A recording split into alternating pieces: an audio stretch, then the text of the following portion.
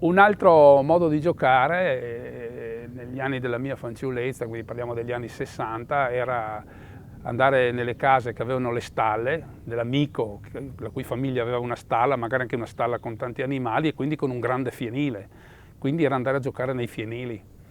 E i giochi erano giochi di evoluzioni aeree perché la parte più bella era risalire queste che si chiamavano balle di fieno, che erano più che altro delle forme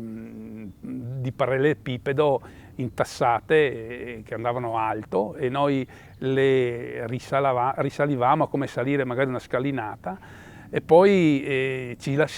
si lanciava dall'alto anche da 5-6 metri sul fieno, invece sul fieno semplicemente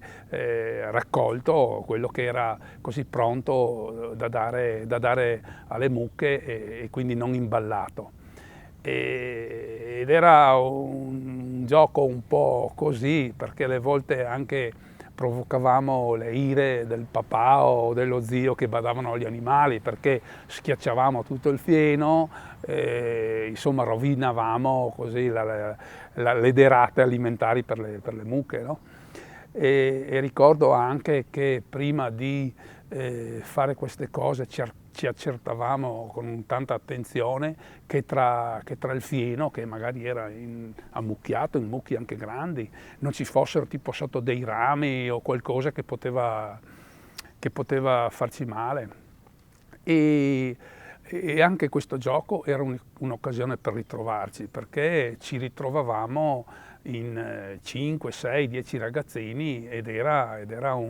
così un po' come andare al fiume, come andare al mare, andare a fare un bagno nel fieno, no? Ne uscivamo ovviamente tutti sporchi, pieni di tutto dentro per le maglie, ci si grattava tutto il giorno, poi alla sera dovevamo per forza di cose lavarci, i genitori si accorgevano che eravamo andati nel fienile perché eravamo in condizione, anche i capelli erano pieni di foglioline,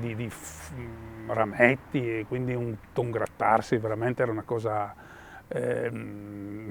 fastidiosa.